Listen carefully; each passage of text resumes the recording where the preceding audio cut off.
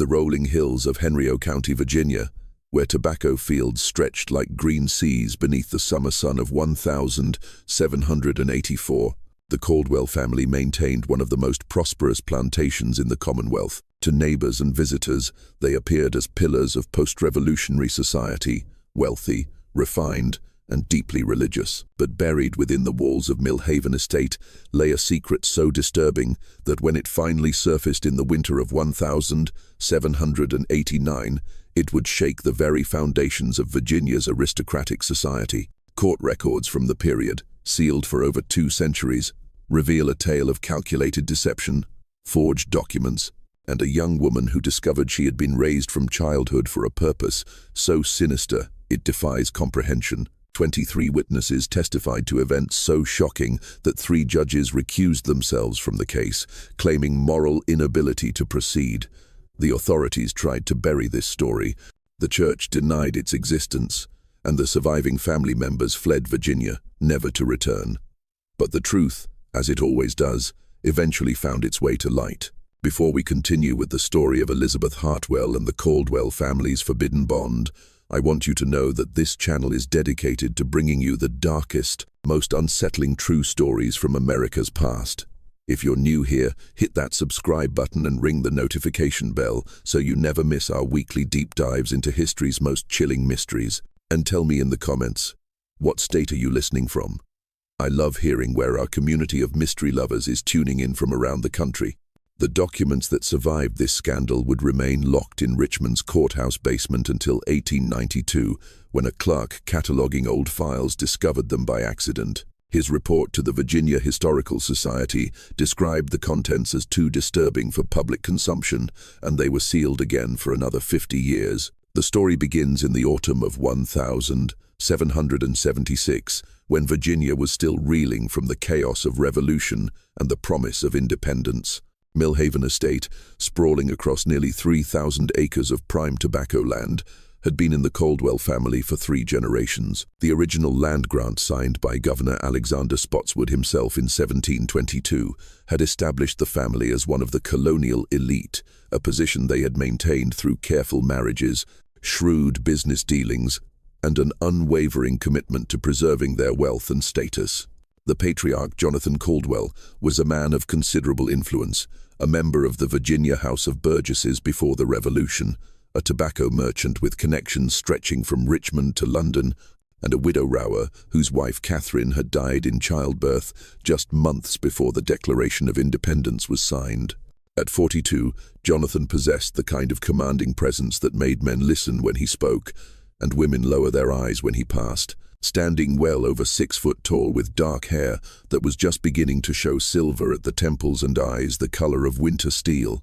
He had the bearing of a man born to authority. His late wife had been a Harrison, one of the first families of Virginia, whose bloodline traced back to the earliest Jamestown settlers. Catherine Harrison Caldwell had brought both substantial dowry and unimpeachable social credentials to their union, elevating the Caldwell name to the highest echelons of colonial society. Their marriage, though brief, had been the talk of Richmond's social circles, uniting 2 of the most powerful tobacco fortunes in the Commonwealth. The war had disrupted traditional trade routes and created unprecedented opportunities for those clever enough to navigate the shifting political landscape. Jonathan had been among the first Virginia planters to recognize that the new nation would need new money, new alliances, and new ways of preserving old power. Unlike many of his fellow aristocrats who had remained loyal to the crown out of tradition, Jonathan had supported the revolution from the beginning, not out of idealistic fervor about liberty and democracy, but out of cold calculation. He understood that independence would mean new laws,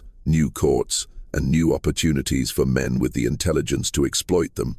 His gamble had paid handsomely. When other planters struggled to find markets for their tobacco in the chaos of war, Jonathan had established connections with French merchants through contacts in Philadelphia. When currency became worthless, he had insisted on payment in gold and land deeds. When other estates fell into debt and ruin, Millhaven had prospered, expanding its holdings by purchasing adjacent properties at a fraction of their peacetime value. But prosperity brought its own challenges. Without a male heir, Jonathan faced the prospect of seeing Millhaven Estate divided among distant cousins upon his death.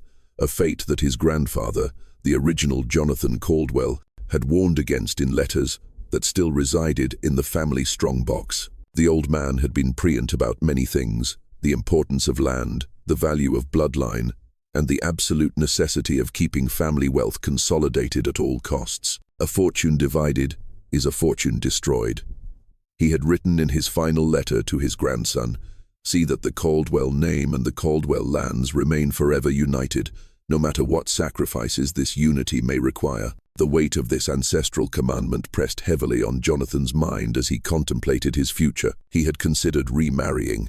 Indeed, several prominent Virginia families had made discreet inquiries about their unmarried daughters, but Jonathan found himself unable to stomach the thought of sharing his authority with another strong-willed woman like Catherine. He had grown accustomed to absolute control over his domain, and the prospect of once again negotiating with a wife who possessed her own family connections and opinions about estate management held no appeal. More troubling still was the question of loyalty. Any woman he married would bring her own family's interests into the union, potentially diluting his focus on preserving the Caldwell legacy. What Jonathan needed was not a partner, but an instrument, someone completely devoted to his vision, utterly dependent on his protection, and bound to him by ties that transcended mere marriage contracts. It was against this backdrop of calculation, ancestral obligation, that fate, or perhaps something more deliberately orchestrated, brought Elizabeth Hartwell into Jonathan's life. November rain droomed against the windows of Millhaven's great house, with increasing intensity as the storm that would change everything gathered strength. Jonathan sat in his walnut-paneled study, reviewing shipping manifests by the light of 3 silver candelabras, French pieces that had been Catherine's contribution to the household furnishings. The room reflected his character perfectly, every book precisely arranged, every document filed according to his exacting system, every surface polished to mirror brightness by servants who knew their master's standards brooked no compromise. The plantation ledges spread before him told a story of almost unprecedented success. The tobacco harvest had exceeded all expectations. The new French contracts had proven more profitable than even his optimistic projections. And his investments in Richmond real estate were yielding returns that made him one of the wealthiest men in Virginia. Yet something gnawed at him as he worked. The persistent knowledge that all this wealth would be meaningless if he could not ensure its preservation for future generations. It was nearly midnight when Samuel Bigham, his overseer, appeared in the doorway.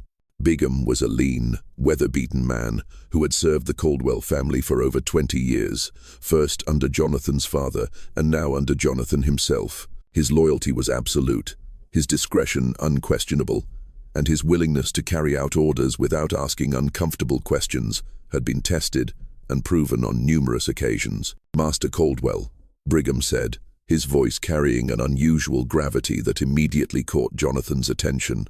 "There's been an accident on the Richmond Road. A carriage overturned in the storm. Appears to be quality folk, sir."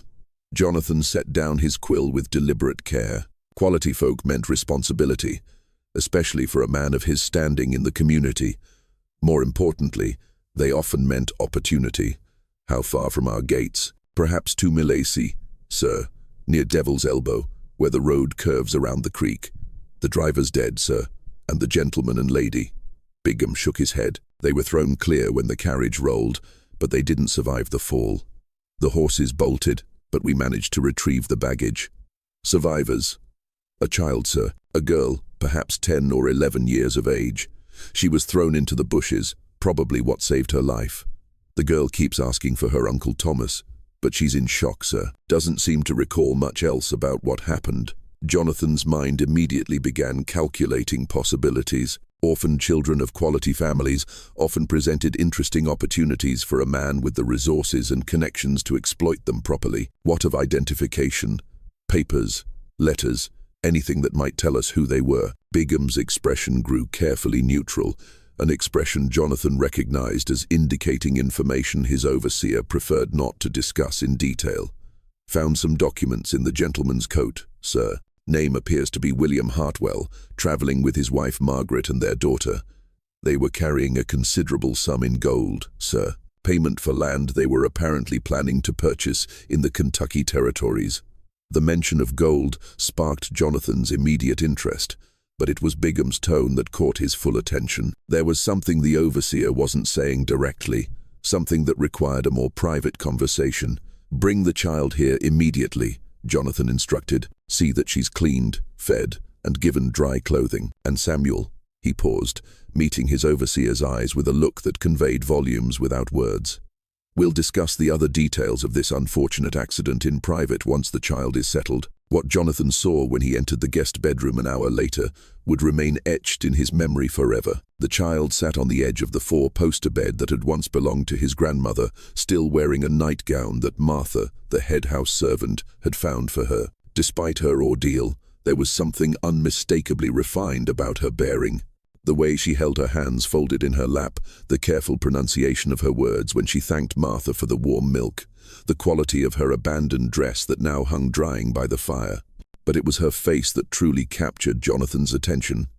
The child bore a striking resemblance to his late wife, Catherine, particularly around the eyes and the delicate set of her jaw. Her hair, once it had been washed and dried, proved to be the same rich chestnut brown that Catherine's had been. And when she looked up at him with those large dark eyes, Jonathan felt a shock of recognition that made his breath catch in his throat.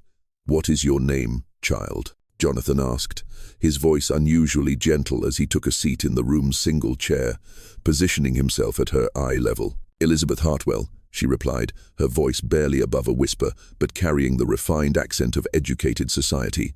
"My parents, are they truly gone?" "Samuel said there was an accident, but I thought perhaps..." The question hung in the air like smoke from the dying fire. Jonathan studied the girl's face more carefully, noting not just her resemblance to Catherine, but also the intelligence that sparkled in her eyes despite her obvious distress. This was no common orphan, no simple farm child who could be easily dismissed or quickly forgotten. This was a child of obvious good breeding, well-educated and articulate, who would be missed and sought after if she simply disappeared. But she was also completely alone, frightened, and utterly dependent on his charity for survival. "I'm afraid so, my dear," Jonathan said softly, reaching out to pat her hand in what appeared to be a gesture of paternal comfort. "But you're safe now. Tomorrow, we'll make inquiries about this Uncle Thomas you mentioned. We'll find your family and see that you're properly cared for." Even as he spoke these comforting words, Jonathan's mind was already working through possibilities that would have horrified a less calculating man. Here was a child of obvious quality, orphaned and alone, with family connections that were apparently distant and difficult to verify. The possibilities were not just intriguing, they were extraordinary. "Thank you, sir," Elizabeth said, her natural politeness shining through despite her exhaustion and grief. "You're very kind to take me in. I don't know what would have happened if your man hadn't found me." Jonathan's smile was warm and reassuring, masking thoughts that were anything but paternal.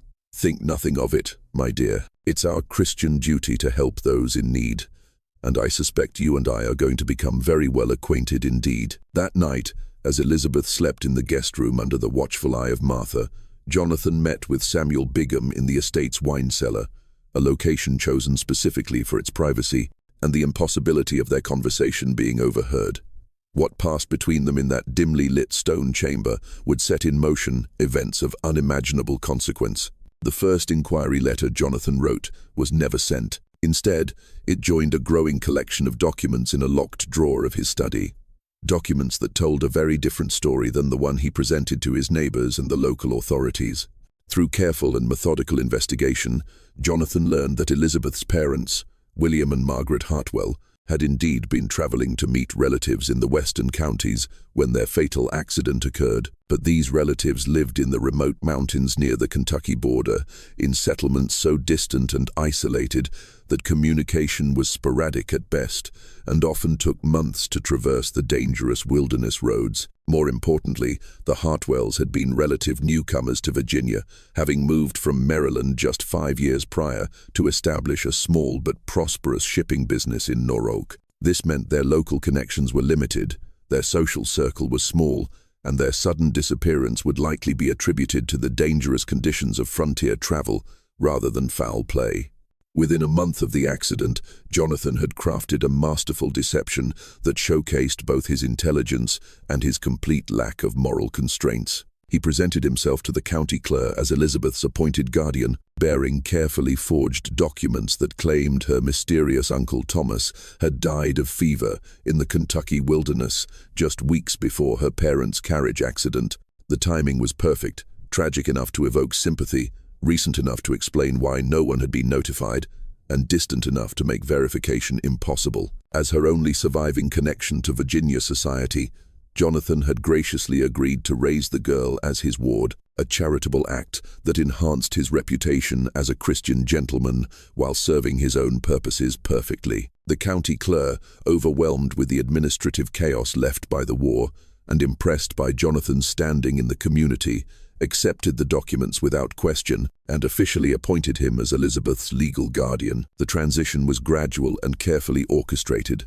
Elizabeth, traumatized by her loss and isolated at the remote plantation, gradually began to accept Jonathan as her protector and benefactor. He hired Miss Adelaide Fenwick, an educated spinster from Richmond, as her tutor, ensuring that Elizabeth received an education appropriate to her station while carefully controlling her exposure to the outside world. He ensured she was treated with kindness and respect by the household staff, provided her with beautiful clothing and books, and slowly began the process of molding her into something very specific to his needs. But Jonathan's plans required more than simple guardianship. In the winter of 1778, he made a trip to Richmond that would prove crucial to his ultimate design. There, in the elegant offices of his lawyer, Cornelius Vance, Jonathan executed a series of legal maneuvers that were breathtaking in their audacity and sophistication. Vance was a man who understood the value of discretion and the importance of asking no uncomfortable questions when dealing with clients of Jonathan's caliber. Short and precise, with thinning grey hair and the soft hands of a man who had never performed manual labor, he had built his practice on serving the complex legal needs of Virginia's plantation elite. His offices occupied the second floor of a federal-style building on Main Street, furnished with imported mahogany and lined with leather-bound legal volumes that represented decades of studying the intricacies of property law, inheritance rights, and marriage contracts. First, Jonathan had Vance draw up formal adoption papers, making Elizabeth legally his daughter and potential heir to his estate. The documents were masterpieces of legal precision, establishing not only his parental authority over her, but also her rights to inherit Millhaven estate in the absence of other direct heirs. To any casual observer, this appeared to be nothing more than the generous act of a childless widow-rower providing security for an orphaned child. Second, and more remarkably, he had Vance prepare what appeared to be a standard marriage contract, but one with a peculiar provision that would only become significant years later. The contract was between Jonathan Caldwell of Millhaven Estate, Henriot County, and a young woman of suitable breeding and education, to be determined at a future date. The language was deliberately vague, the timeline deliberately indefinite, and the specific identity of the bride deliberately omitted. Vance, well compensated for his discretion and his willingness to draft unusual documents without asking uncomfortable questions, raised no objections to the arrangement. In the complex world of Virginia property law, such open-ended marriage contracts were not entirely unprecedented. Wealthy men often arranged marriages years in advance to secure favorable business partnerships or consolidate family holdings. The adoption papers were filed with the county clerk and became part of the public record. The marriage contract was not. It remained in Vance's private files, waiting for the appropriate moment to be executed. As Elizabeth grew from child to adolescent under Jonathan's carefully controlled environment, his attention to her education became almost obsessive in its intensity and specificity. She learned French from a private tutor, Latin from the local minister, mathematics and literature from Miss Fenwick, and household management through careful observation of Martha's duties. She was trained in the social graces expected of a plantation mistress, the intricate protocols of Virginia society, and the complex business operations that kept a large estate profitable. To outside observers, Jonathan was simply ensuring his adopted daughter would make a suitable match when she came of age, perhaps to a younger son of good family who needed a wife with property, or to a rising merchant who could benefit from connection to the Caldwell name. His dedication to her education was viewed as admirable, his paternal affection as touching, and his plans for her future as appropriately responsible. But there were other lessons too, subtle conditioning that began when Elizabeth was still too young to understand its implications. Jonathan frequently spoke of the importance of family loyalty above all else, of the sacred bonds that transcended conventional society, and of the biblical precedent for unusual family arrangements that served God's higher purposes. He told her stories of the patriarchs of old, men who had multiple wives and complex family structures that ensured the survival of their bloodlines through difficult times. He spoke often of the Caldwell family history, emphasizing the sacrifices that previous generations had made to preserve their land and legacy. He told her of ancestors who had died defending their property, of family members who had made difficult choices to ensure survival, and of the sacred obligation that each generation owed to those who came before and those who would come after. Gradually, almost imperceptibly, Jonathan began to emphasize Elizabeth's special role in this continuing saga. She was not merely his adopted daughter, he explained, but the key to preserving everything the Caldwell family had built over generations. She was intelligent enough to understand business, beautiful enough to reflect credit on the family name, and loyal enough to put family interests above personal desires. By 1782, when Elizabeth was 16 and blossoming into a young woman of remarkable beauty and intelligence, the psychological foundation of Jonathan's plan was nearly complete. She had been isolated from contact with young men her own age, told repeatedly that her destiny lay in preserving the Caldwell legacy, and gradually conditioned to see Jonathan not merely as her adoptive father, but as the center of her universe and the architect of her future. The final phase of Jonathan's plan began in the spring of 1784, when he announced to Elizabeth that he had received correspondence from a distant cousin who wished to arrange a marriage that would unite two branches of the Caldwell family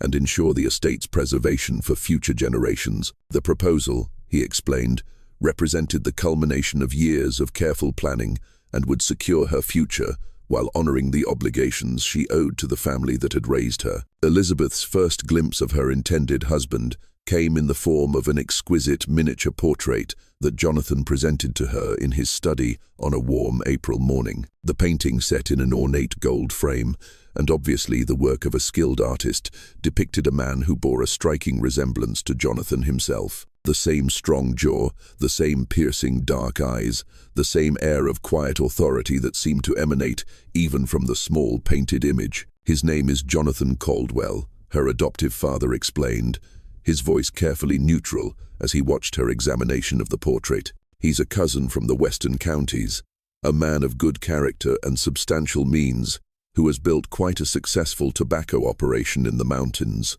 The marriage would unite our family holdings and ensure that Millhaven Estate remains intact for future generations." Elizabeth studied the portrait with growing confusion, noting details that seemed somehow familiar, yet impossible. The man's clothing was expensive but slightly outdated, his pose formal in the manner of portraits painted a decade earlier. Most puzzling of all was the uncanny resemblance to Jonathan, so striking that they could have been brothers rather than merely cousins. "But his name is the same as yours, Papa," she said, using the affectionate term she had called him since childhood. "How can this be? I thought our family naming customs were more varied." Jonathan's explanation was both brilliant and horrifying in its calculated simplicity. The cousin, he explained, had been named for the same ancestor, a common practice in colonial families seeking to honor their forebears and maintain connections across generations. This Jonathan Caldwell had inherited land in the Shenandoah Valley and had built a successful tobacco operation there. But he lacked the social connections and cultural refinement that came with generations of established wealth and position in Richmond society.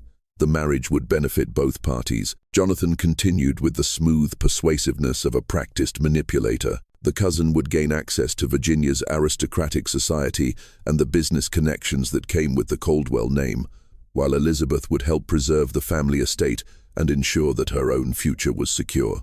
More importantly, the union would keep the family wealth consolidated rather than allowing it to be dispersed among various distant relatives who might not share their commitment to preserving the Caldwell legacy. "But I would be leaving you," Elizabeth said, and Jonathan was pleased to detect the genuine distress in her voice. Over the years, he had carefully cultivated her emotional dependence on him, ensuring that the thought of separation would be not just uncomfortable, but nearly unthinkable. "Not leaving, my dear," Jonathan replied, his voice soft with paternal affection that masked deeper, darker currents of satisfaction.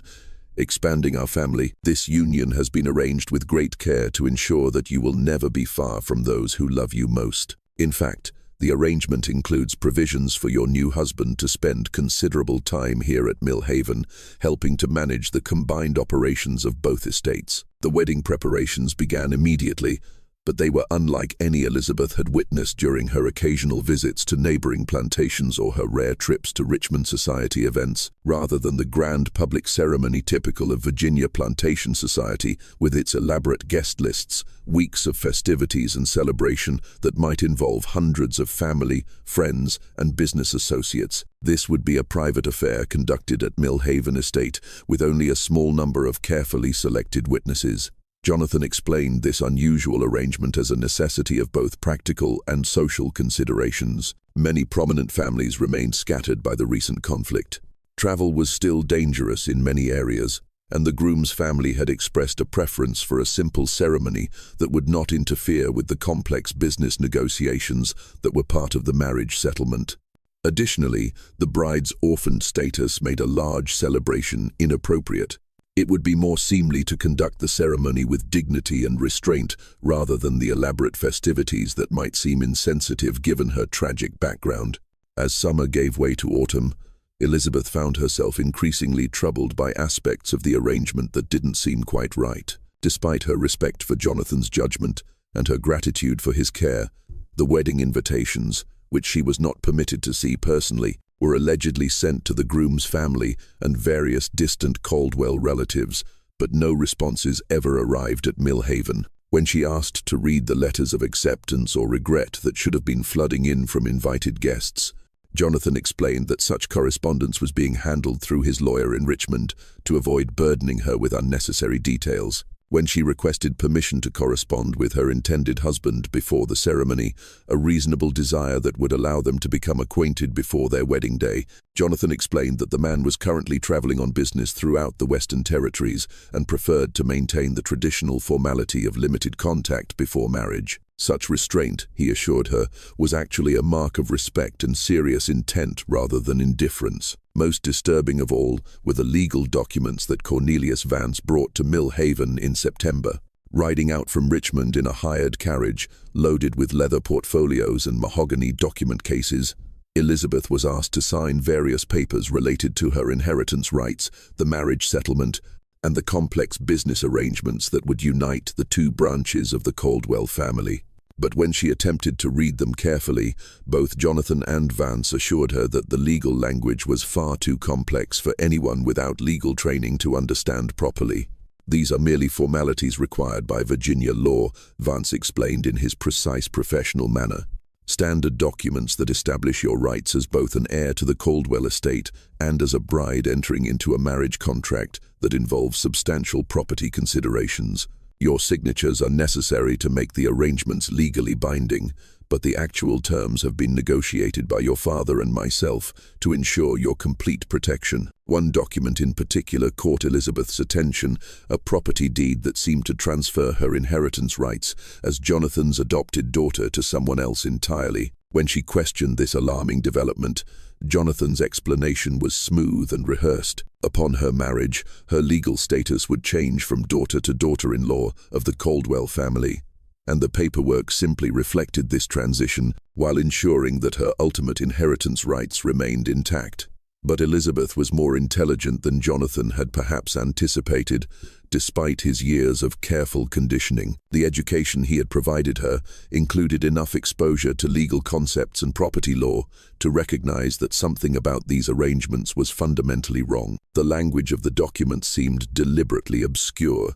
The timing of the paperwork seemed rushed, and the explanations she received seemed designed to discourage further questions rather than provide genuine understanding. Late at night, in the privacy of her bedroom, She began to piece together a puzzle that would reveal the full horror of her situation. The truth began to unravel on a cold October evening when Elizabeth made a discovery that would change everything. Unable to sleep due to a combination of wedding anxiety and nagging doubts about the arrangements Jonathan had made, she had gone to his study to retrieve a volume of poetry, assuming he would be asleep. The great house was silent, except for the settling sounds of old timber and the distant whisper of wind through the bare branches outside. Instead of the empty room she expected, she found Jonathan working by candlelight, carefully reviewing documents spread across his mahogany desk in neat, precise rows. The scene was illuminated by 3 silver candelabras casting dancing shadows across the walls, lined with leather-bound books and family portraits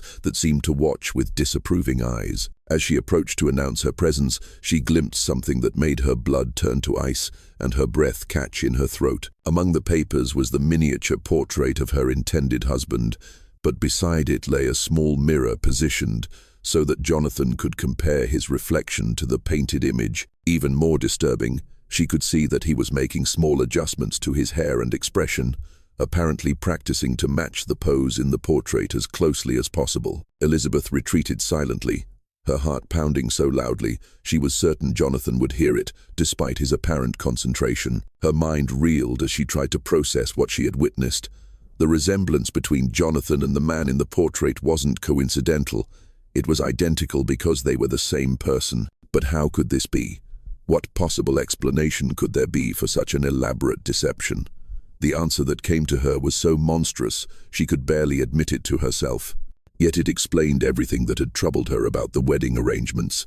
There was no cousin. There had never been a cousin.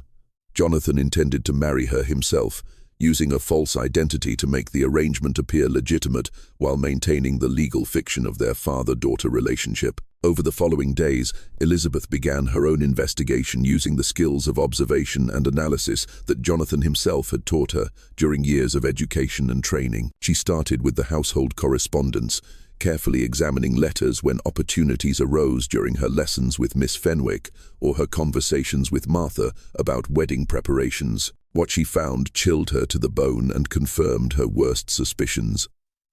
There were no letters from any cousin named Jonathan Caldwell. There were, however, communications from Cornelius Vance discussing the special arrangements and the need for absolute discretion regarding the unusual nature of the ceremony. There were also bills from a Richmond portraitist for modifications to existing miniature and payments to various merchants for clothing and accessories that seemed designed to alter someone's appearance. The breakthrough came when Elizabeth discovered a locked drawer in Jonathan's study during one of his trips to Richmond on business. Using a hairpin and techniques she had learned from watching Martha repair household locks, she managed to open it while the house was busy with afternoon chores, and her presence in the study would not be questioned. Inside, she found documents that revealed the true scope of his deception.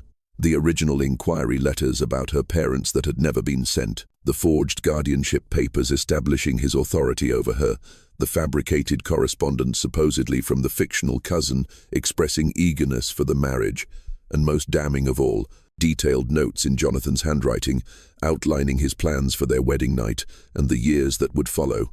But it was the marriage contract that revealed the full horror of her situation. The document in Vance's careful legal handwriting was between Jonathan Caldwell of Millhaven Estate, Henrico County, and Elizabeth Hartwell, legally adopted daughter of the aforementioned Jonathan Caldwell. There was no mention of any cousin.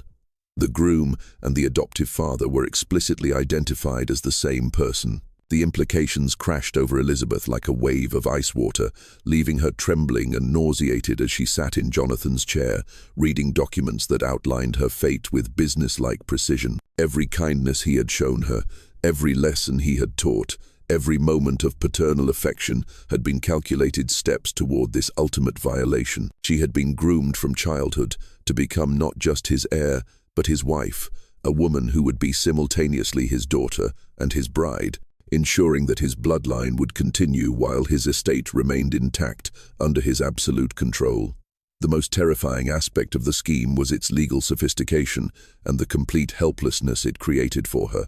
By adopting her first, Jonathan had established her inheritance rights and his paternal authority over her. By marrying her afterward, he would maintain control over the estate, while ensuring that any children born to the union would be indisputably legitimate heirs to the Caldwell fortune. In the complex legal landscape of post-revolutionary Virginia, where property rights were paramount and family bloodlines determined social standing, the arrangement was disturbing, but not necessarily illegal. Even more horrifying were Jonathan's notes about his long-term plans. He had calculated that Elizabeth's youth and his established position would allow them to present themselves as a conventional married couple when traveling or conducting business away from Millhaven. The adoption papers would remain filed but unmentioned.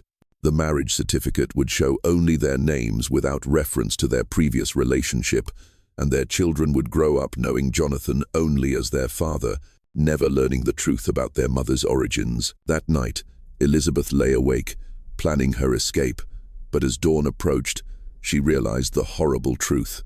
She had nowhere to go and no resources of her own. Jonathan had been meticulous in his isolation of her from the outside world. She had no friends her own age, no connections to families who might help her, no money or property in her own name. Even if she could prove what he intended to do, the very documents that would serve as evidence had been crafted to make her appear complicit in the arrangement. The wedding was scheduled for the 15th of November, just 3 weeks away. Time was running out, and Jonathan's trap was nearly perfect in its cruel completeness. Elizabeth's opportunity came in the form of an unexpected visitor who arrived at Millhaven Estate like an answer to desperate prayers. On the 3rd of November, a traveling minister named Reverend Thomas Hartley appeared at their gates, seeking shelter for the night during his journey between parishes in the Virginia countryside. His surname made Elizabeth's heart race with a mixture of hope and terror. Could this be a connection to her true family? Reverend Hartley was a man of perhaps 50 years, with graying hair and the weathered complexion of someone who spent most of his time traveling rough roads between scattered settlements. His clothing marked him as a man of modest means but respectable station, and his conversation during dinner revealed an extensive knowledge of Virginia families and their histories, knowledge that came from years of performing baptisms, marriages, and funeral services throughout the Commonwealth. During the evening, meals served in Millhaven's formal dining room beneath portraits of Caldwell ancestors, Elizabeth listened intently as Reverend Hartley spoke of his travels throughout Virginia and the Carollas. He told stories of frontier settlements, isolated plantations, and the challenges of ministering to communities scattered across hundreds of miles of wilderness. When Jonathan stepped away to instruct Samuel Bingham about accommodations for their guest, Elizabeth seized her chance. "Reverend Hartley," she said quietly, her voice carefully controlled, despite the excitement and fear coursing through her. "Might I ask if you knew a family named Hartwell? I believe they may have been distant relations of mine." The minister's weathered face brightened with recognition and genuine warmth. "Indeed I did, child. William and Margaret Hartwell. Tragic loss, that carriage accident some years back. They were good people, faithful Christians who attended my services whenever they were in Norfolk on business. They spoke often of their daughter, Elizabeth, a bright girl they were taking to live with Margaret's brother in the Kentucky territories after they concluded some business dealings in the West." Elizabeth's composure nearly shattered as she heard confirmation of facts that Jonathan had claimed were impossible to verify. Her brother, not her Uncle Thomas. Brother Thomas, yes. Thomas Whitfield was his name, though Margaret had kept her maiden name of Hartwell after marriage. Not uncommon in families where the woman brings substantial property to the union. Last I heard, he was still operating a trading post near Harrisburg, still hoping for word of his sister's family. Quite worried about them, actually, since they never arrived for their planned meeting. "Why do you ask, child?" Before Elizabeth could respond, Jonathan returned to the dining room, and the conversation shifted to other matters. But Elizabeth had learned enough to confirm her worst fears, while simultaneously discovering that she had family, real family, still alive and searching for her. And the Uncle Thomas that Jonathan claimed had died was actually Margaret's brother. He bore a different surname entirely, and he was not only alive but actively seeking information about her parents' fate. That night, Elizabeth made a desperate decision that would require every ounce of courage and intelligence she possessed. She would confront Jonathan directly, not to seek his mercy or attempt to negotiate her freedom, but to gather the evidence she would need to expose his crimes to Reverend Hartley. If she could convince the minister to carry word of her situation to the authorities in Richmond, she might have a chance to escape the trap that had been closing around her for 13 years. She waited until the household was asleep, then crept through the darkened corridors to Jonathan's study, where she knew he often worked late into the night, reviewing business correspondence and plantation records. She found him exactly as she had expected, reviewing the final details of their wedding ceremony.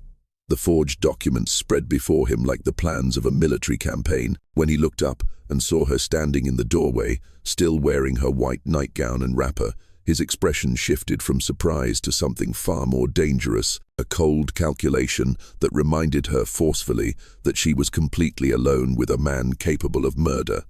"Elizabeth," he said calmly, setting down his quill with deliberate precision, "you should be sleeping. Tomorrow we have many preparations to complete for our wedding ceremony." The possessive emphasis he placed on the word "our" sent a chill through her, but Elizabeth forced herself to remain steady. "There is no cousin," she said, her voice surprisingly strong despite the terror coursing through her veins. "There never was. You intend to marry me yourself?" Jonathan's mask of paternal affection finally slipped completely, revealing the cold predator that had always lurked beneath the surface. The transformation was terrifying in its completeness. Gone was any pretense of fatherly love, replaced by the calculating gaze of a man whose carefully laid plans had been discovered, but who remained confident in his ability to control the situation. "You are more perceptive than I anticipated," he said, rising slowly from his chair. His imposing frame cast long shadows in the candlelight, and Elizabeth was reminded forcefully of how physically powerless she was against him. "Yes, there is no cousin, and yes, in 12 days you will become my wife. You will also remain my daughter, my heir, and the mother of the children who will carry on the Caldwell name. It is an arrangement that serves everyone's interests perfectly." "Everyone's interests but mine," Elizabeth replied, surprised by her own boldness in the face of such overwhelming danger. Jonathan's smile was cold as winter moonlight, devoid of any warmth or humanity. "Your interests are my interests, Elizabeth. They have been since the night I found you, orphaned and alone on the Richmond road. Do you think your rescue was mere chance? Do you think I chose to raise you, educate you, and provide for you out of simple Christian charity?" The implication, in his words, hit Elizabeth like a physical blow, confirming suspicions she had barely dared to acknowledge. "The carriage accident? You knew about it beforehand. I arranged it," Jonathan said with the casual tone of a man discussing the weather. "Your parents were traveling with a considerable sum of money, payment for land they intended to purchase in Kentucky. My men were instructed to weigh the carriage and retrieve the funds, but you were an unexpected bonus. When I saw how remarkably you resembled my dear Catherine, I realized Providence had provided me with something far more valuable than mere gold." The full horror of her situation crystallized in that moment with stunning clarity. Her parents hadn't died in a random accident. They had been murdered on Jonathan's orders for their money. She had been kidnapped, not rescued. Everything about her life, for the past 13 years, had been built on violence, deception, and the calculated grooming of a child for purposes so evil they defied comprehension. "The law will not permit this," Elizabeth said, though even as she spoke, she knew the futility of the words in a society where women had virtually no rights, independent of their male relatives. Jonathan's laugh was genuinely amused, the sound echoing off the walls lined with law books and family portraits. "The law, my dear, is whatever men like me choose to make it. You are legally my daughter, which means you are under my absolute authority until marriage. You will legally become my wife, which means you will remain under my authority thereafter. The documents are all properly executed, witnessed by respectable men, and filed with the appropriate courts. There is no law in Virginia or anywhere else that can touch us." He moved closer as he spoke, and Elizabeth could smell the brandy on his breath, could see the cold satisfaction in his eyes as he contemplated his complete victory over her will and her future. "More importantly, my dear, you have nowhere to go and no one to help you. Your precious Uncle Thomas believes you died with your parents 13 years ago. You have no friends, no money, no connections to anyone who might assist you. Even if you could somehow escape Mill Haven, you would be a penniless orphan with no proof of your identity and no way to survive. But Jonathan had underestimated one crucial factor. Elizabeth's desperation had been matched by 13 years of education and careful observation. She had learned not just literature and mathematics, but the art of reading people, understanding motivations, and recognizing weaknesses. And she had identified Jonathan's greatest vulnerability, his overwhelming pride in his own cleverness. "You're right," she said quietly, allowing defeat to creep into her voice. "I have no choice but to accept what you've planned. But I need to understand something before I resign myself to this fate. How did you know my parents would be traveling that road with so much money?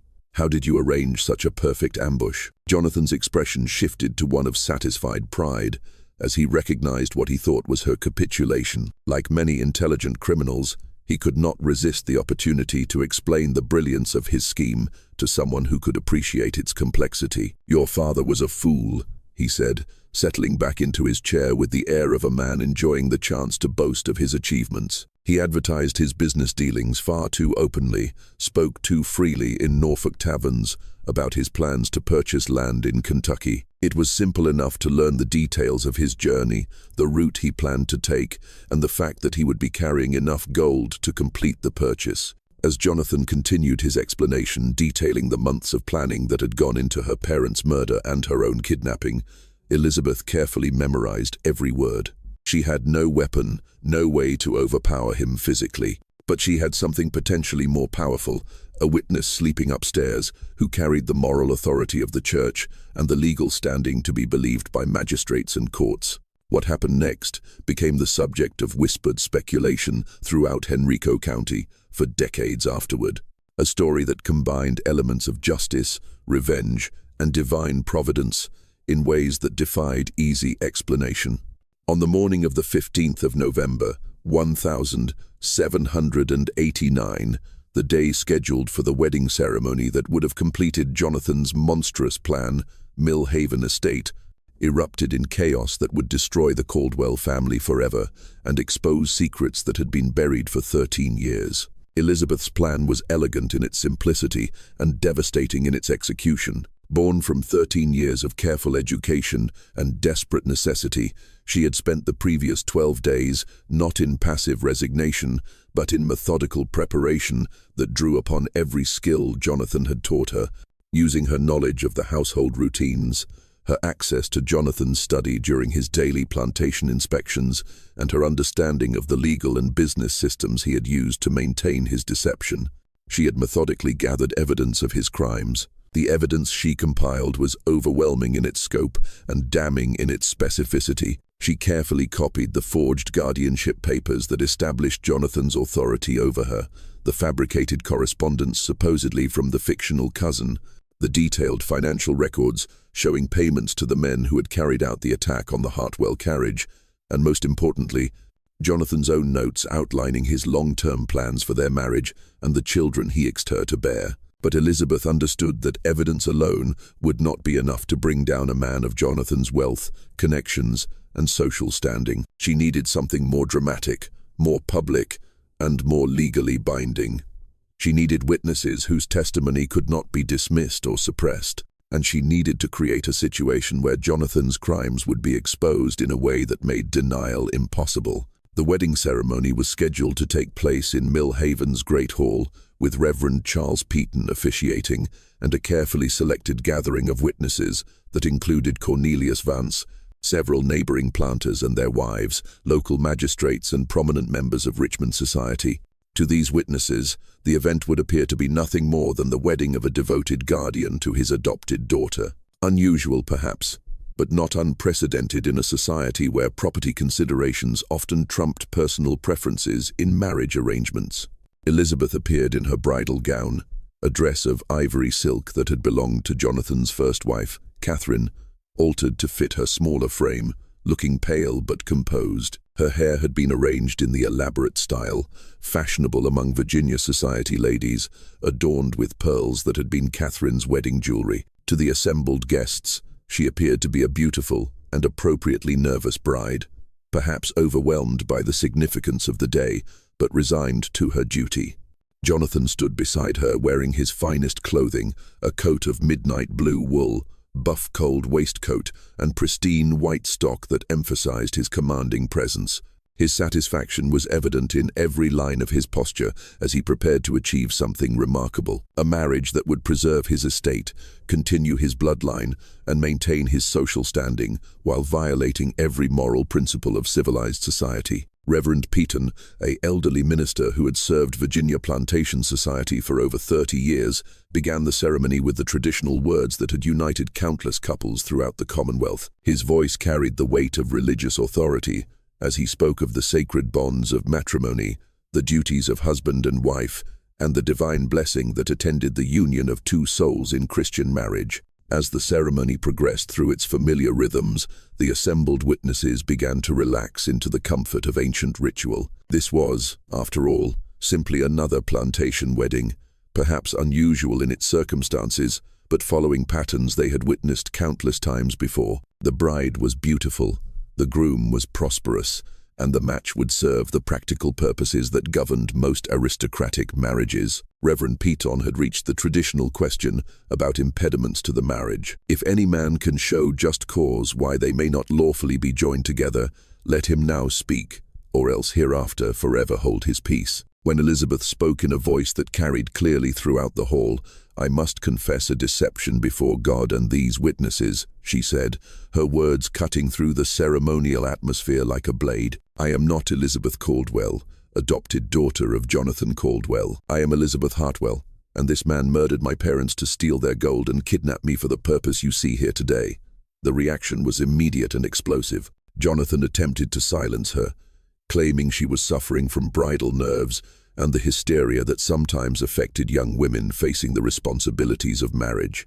But Elizabeth had prepared for this moment with the thoroughness of a lawyer preparing for trial. She produced the documents she had stolen from his study, handing them to Reverend Peaton and the assembled witnesses with a calm precision that made her accusations impossible to dismiss as feminine hysteria. As the evidence was examined by men who understood legal documents and financial records, the full scope of Jonathan's crimes became undeniable.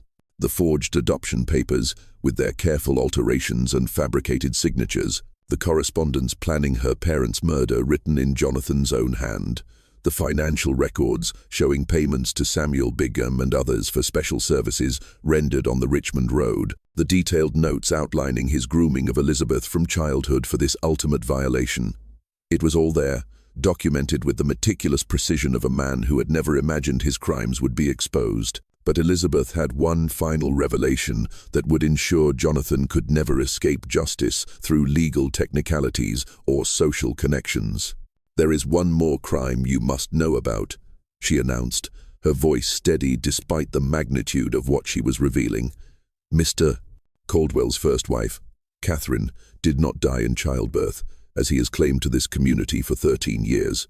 I found her diary hidden in the basement of this house, along with correspondence from Dr. Marcus Fleming of Richmond, describing symptoms consistent with arsenic poisoning. She died by poison administered by her husband when she discovered his affairs with slave women and threatened to expose him to Richmond society. The accusation of UK's Oricide wife murder, combined with the evidence of Elizabeth's kidnapping and the murder of her parents, created a scandal that even Jonathan's wealth and connections could not suppress. Several of the witnesses were magistrates themselves, men whose legal training enabled them to recognize the validity of the evidence Elizabeth had presented. They immediately placed Jonathan under arrest pending a formal investigation despite his protests and attempts to claim that the entire affair was a misunderstanding orchestrated by a mentally unstable young woman. The trial that followed became one of the most sensational in Virginia's early history, attracting attention from newspapers as far away as Philadelphia and Boston.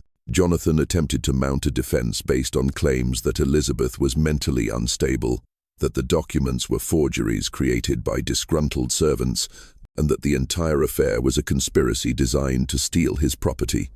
But the evidence was overwhelming. Elizabeth's testimony was delivered with calm intelligence and supported by physical proof, and even Jonathan's former allies in Virginia society began to distance themselves from a man whose crimes had become impossible to deny. The prosecution, led by Virginia's most prominent legal minds, painted a picture of calculated evil that shocked even hardened observers. Here was a man who had murdered 3 people for money, kidnapped a child, and spent 13 years grooming her for sexual exploitation while maintaining the facade of Christian respectability. The case became a symbol of the corrupting influence of unchecked power and the importance of protecting society's most vulnerable members from those who would exploit them. Jonathan was convicted on multiple charges: murder in the first degree for the deaths of William and Margaret Hartwell, kidnapping and false imprisonment for his treatment of Elizabeth, fraud for the forged documents, and murder in the first degree for the death of his wife, Catherine. The sentence was death by hanging, carried out in Richmond on the 15th of March, 1790, before a crowd that included many of the same society figures who had once competed for invitations to Millhaven Estate. Elizabeth used her inheritance, legally hers as Jonathan's adopted daughter and the sole surviving victim of his crimes, to track down her uncle, Thomas Whitfield, in the Kentucky Territories. The journey took 3 months and required the assistance of federal marshals, but she eventually found him still operating his trading post near Harrodsburg, still hoping for word of his lost family members. Their reunion was tearful and joyful, but Elizabeth carried scars that would never fully heal. She had survived 13 years of psychological manipulation and had narrowly escaped a fate worse than death, but the experience had changed her in fundamental ways. She possessed a hard-won understanding of human evil and a determination to prevent other children from suffering similar fates. She never married, despite receiving numerous proposals from men who were attracted by her beauty, her intelligence, and her substantial inheritance. The very idea of placing herself under a man's legal authority remained too frightening, too reminiscent of the trap from which she had barely escaped. Instead, she devoted her life and fortune to establishing schools for orphaned children throughout Kentucky and Virginia, creating institutions where vulnerable young people could receive education and protection without being exploited by those who claimed to care for them. The schools she founded became models for child welfare throughout the expanding nation, emphasizing not just education, but also legal protections for orphans and systems for verifying the backgrounds of those who sought to adopt or employ children. Her work influenced the development of legal safeguards that would protect countless children in the decades that followed. Elizabeth died in 1847 at the age of 81, surrounded by some of the hundreds of children whose lives she had saved and improved over the decades. Her funeral was attended by governors, senators, and prominent citizens from across the nation, all paying tribute to a woman who had transformed personal tragedy into a lifetime of service to others. Millhaven Estate was sold to pay legal debts and victim compensation, but the great house stood empty for years before finally being demolished. Local residents reported that crops would not grow properly on the land where it had stood, and livestock refused to graze in the fields where Jonathan had planned his crimes. The property remained vacant for over a century, eventually becoming part of a state forest where visitors today can still find the old foundation stones, though few know the dark history they represent. The Caldwell name disappeared from Virginia society entirely. Distant relatives changed their surnames or moved to other states, unable to bear the stigma of association with Jonathan's crimes. The family's place in the social hierarchy that had seemed so secure, so permanent, vanished completely within a single generation. Proof that even the most carefully constructed facades of respectability cannot ultimately withstand exposure to the truth. Samuel Big Gum, Jonathan's overseer, who had participated in the murders, was tried separately and hanged 6 months after his master. Cornelius Vance, the lawyer who had facilitated the legal deceptions, was disbarred and fled Virginia to avoid prosecution, though he was eventually tracked down and imprisoned for fraud and conspiracy. The case became a cautionary tale told in law schools and theological seminaries, an example of how corruption and abuse of power can flourish when society fails to protect its most vulnerable members. Elizabeth's courage in exposing the truth despite the personal risk and the overwhelming power of her oppressor became an inspiration for reformers working to establish legal protections for women and children. This story shows us how evil can hide behind masks of respectability and social standing, how vulnerable people can be exploited by those who claim to protect them, and how courage and intelligence can ultimately triumph over even the most carefully planned crimes. Elizabeth Hartwell's determination to seek justice not only saved her own life, but prevented Jonathan Caldwell from claiming other victims and established protections that would benefit countless children in the years to come. What do you think of this story? Do you believe such elaborate deceptions and systematic abuse were possible in the legal chaos of post-revolutionary America? How do you think Elizabeth found the courage to risk everything by exposing Jonathan's crimes when she had no guarantee that anyone would believe her or help her? Leave your comment below and share your thoughts about how one woman's intelligence and determination brought down a seemingly untouchable predator who had hidden his evil behind wealth and social position. If you enjoyed this dark tale from Virginia's hidden history, subscribe to Liturgy of Fear. Hit the notification bell so you never miss our weekly explorations of America's most chilling historical mysteries. And share this video with someone who appreciates stories of courage triumphing over calculated evil. Until next time, remember that the most terrifying monsters often wear the most civilized masks, and that sometimes the greatest heroes are those who refuse to remain silent in the face of unspeakable injustice.